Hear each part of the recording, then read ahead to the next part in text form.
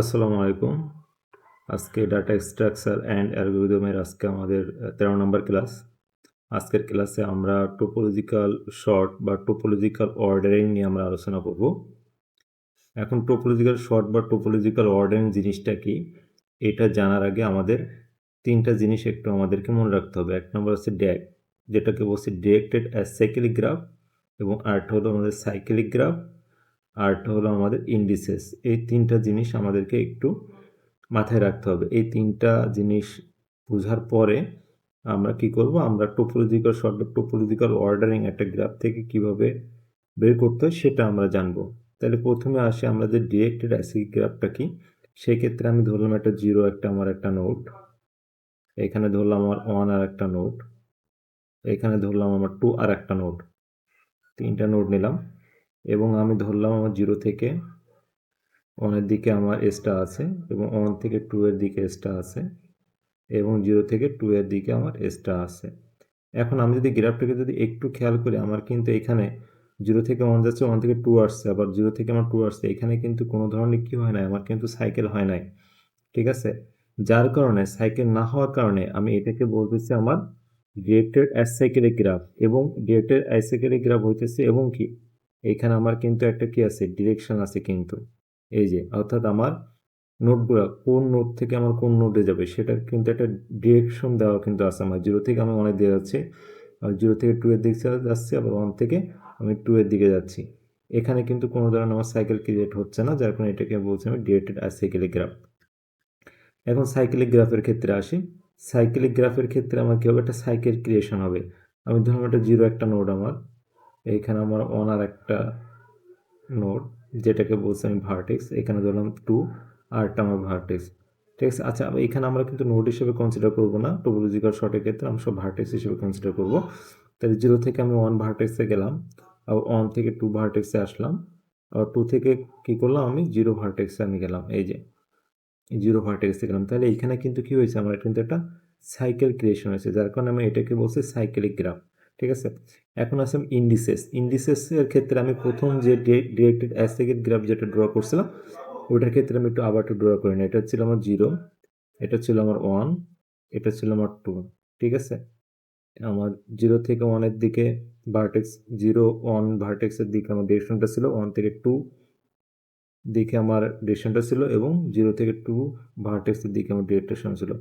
এখন ইন্ডেক্সের ক্ষেত্রে কি হবে, এখানে আমি যে একটা 5 নাম্বারটা নোট দিচ্ছি এখানে, যে in degree oblique indices equal to coming edge. আমি যদি এটা একটু খেলা করি, কামিং এজ তার মানে কি, আমার ইন ডিগ্রি বা ইন্ডিসেস কখন হবে, যখন আমার কামিং এজ হবে।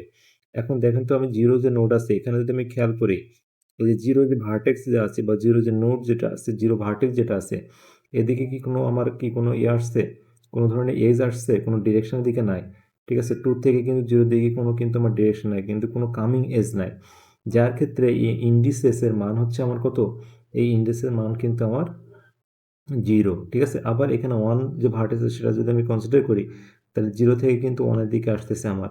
যেহেতু 0 থেকে আমার 1 এর দিকে আসতেছে, একটা কি আসছে, ডিরেকশন আসছে, একটা এজ আসছে। যার কারণে এই ক্ষেত্রে কিন্তু দেখেন বলছে কামিং এজ, মানে ইন ডিগ্রি বা ইন্ডিসেস কখন হবে, যখন একটা কামিং এজ হবে। তার মানে কি, 1 এর দিকে একটা এজ আসতেছে, এবং সেটা কয়টা আসতেছে, একটা। একটা মাত্র কি আছে, অ্যারো আছে, যার কারণে এর ক্ষেত্রে ইন্ডিসেস আমার 1।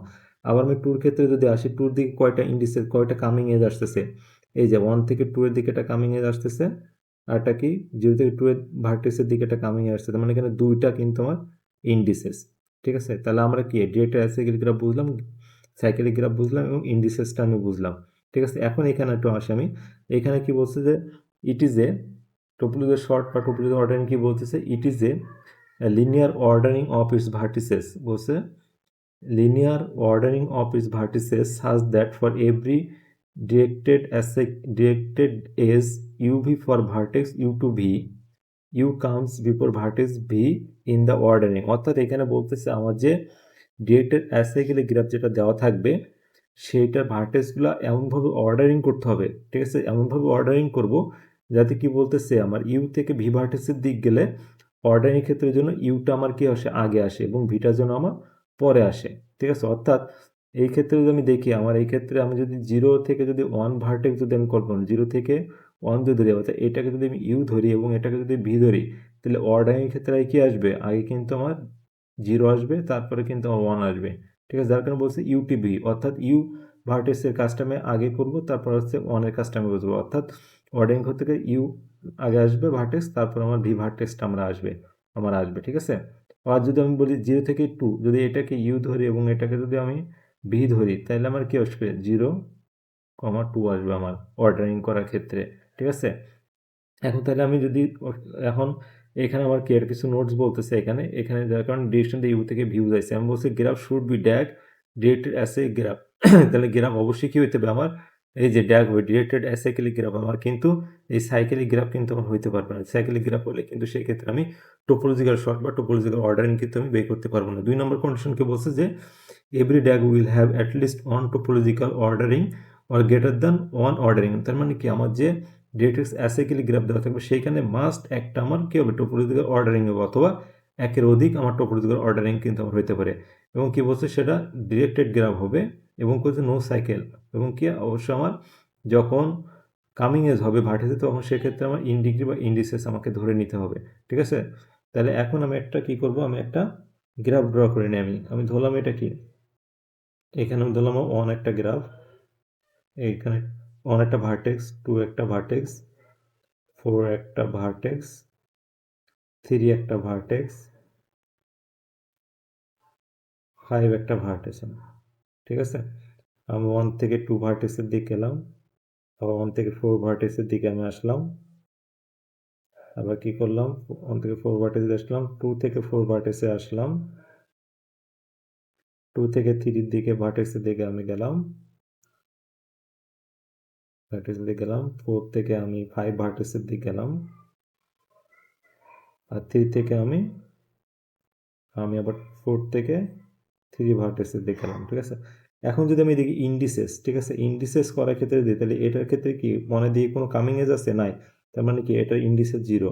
আর 2 ভার্টেক্সে যদি আমি খেয়াল করি, তাহলে এখানে দেখি তো কামিং এজ কয়টা আছে, 2 দিকে, 2 দিকে কিন্তু আমার এই যে একটা আসতেছে, একটা কামিং এজ। ঠিক আছে, তাহলে এই ক্ষেত্রে আমার ইন্ডিসেস কত হবে, 1 হবে। আবার 3 যদি দেখি, আমার 3 দিকে কয়টা আসতেছে, 2টা আসতেছে কিন্তু আমার কামিং এজ। ঠিক আছে, এই যে 2টা আসতেছে, তার মানে ইন্ডিসেস 2।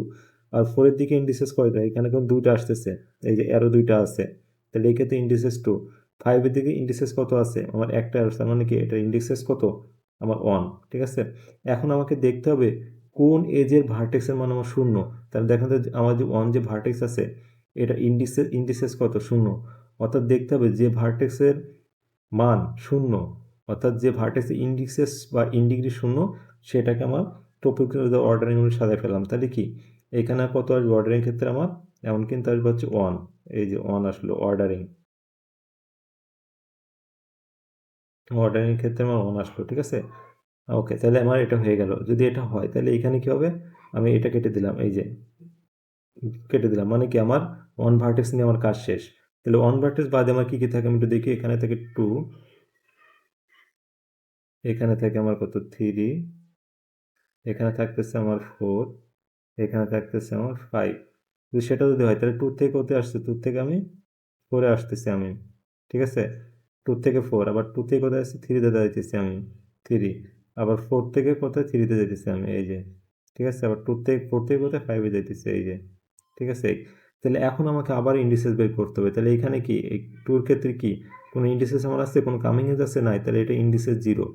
3 দিকে ইন্ডিসেস কত, আমার 2 আছে, কিন্তু দেখেন এই 2টা কিন্তু আমার এজ আসতেছে, যার কারণে এখানে ইন্ডিসেস 2।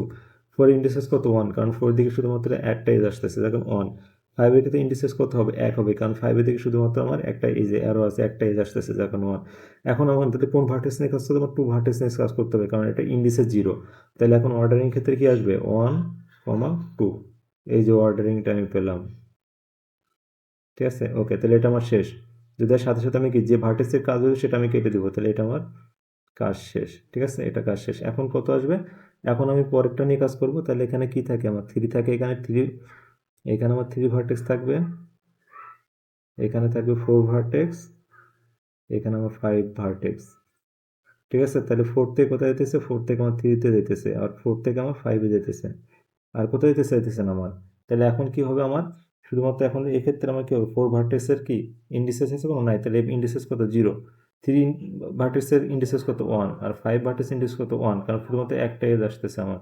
ঠিক আছে, এই ক্ষেত্রে তাহলে আমি কত আসবে অর্ডিনারি ক্ষেত্রে 4 আসবে, যেহেতু আমার 4 ভার্টেক্সের মান 0, তাহলে অর্ডিনারি কত আসবে 1, 2, 4। তাহলে এটা আমার কি হয়ে গেল, অর্ডারিং হয়ে গেল। ঠিক আছে, অর্ডারিং হয়ে গেল। তাহলে সাথে সাথে কি হয়ে যাবে আমার, এটা কিন্তু আমার অমিট হয়ে যাবে, এই যে অমিট। তাহলে আমার বাকি থাকে কি, শুধুমাত্র বাকি থাকে 3 এবং 4 ভার্টেক্স কিন্তু আমার বাকি থাকে। তাহলে 3 এবং 4 আমি এখানে লিখলাম, এই যে 3 লিখলাম, 3 ভার্টেক্স লিখলাম, আর এখানে আমি 5 ভার্টেক্স লিখলাম। ঠিক আছে, এখন এই 3, 5 ভার্টেক্স 3 ইন্ডেক্স কত, 0, ইন্ডিসেস কত 0, আর 5 এর ইন্ডিসে বা ইন্ডিগ্রি কত 0। ঠিক আছে, তাহলে এখন এই ক্ষেত্রে আমার তো দুইটা ভার্টেক্সের কি, আমার ইন্ডিসেস 0 বা ইন্ডিগ্রি 0, তাহলে কি আমি যে কোনো একটা আগে নিতে পারবো। তাহলে অর্ডারিং ক্ষেত্রে কি আসবে 1, 2, 4, কত আসবে 4, 3, এরপর কত নিলাম 5। ঠিক আছে, অথবা কি আসতে পারে, অথবা আসতে পারে 1, 2, 4, ওই যে আগের যেটা ছিল আমি সেটা লিখে নিলাম, এই যে আগেরটা লিখে নিলাম, তারপর 3, 4, অথবা কি আসতে পারে 5, 3। তাহলে আমি বলছিলাম কি, আমার যে গ্রাফ দেওয়া থাকবে এখানে অ্যাটলিস্ট অন টোপোলজিক্যাল অর্ডারিং হবে, অ্যাটলিস্ট অন টোপোলজিক্যাল অর্ডারিং, অথবা কি বলছিলাম গ্রেটার দ্যান অন অর্ডারিং, অথবা একের অধিক আমার অর্ডারিং হতে পারে। তাহলে এখানে টোপোলজিক্যাল অর্ডারিং কয়টা পেলাম আমরা, দুইটা পেলাম, একটা হচ্ছে 1, 2, 4, 3, 5, আরটা কত পেলাম 1, 2, 4, 5, 3। ঠিক আছে, তাহলে আমরা দুইটা টোপোলজিক্যাল অর্ডারিং আমরা পেয়ে গেলাম।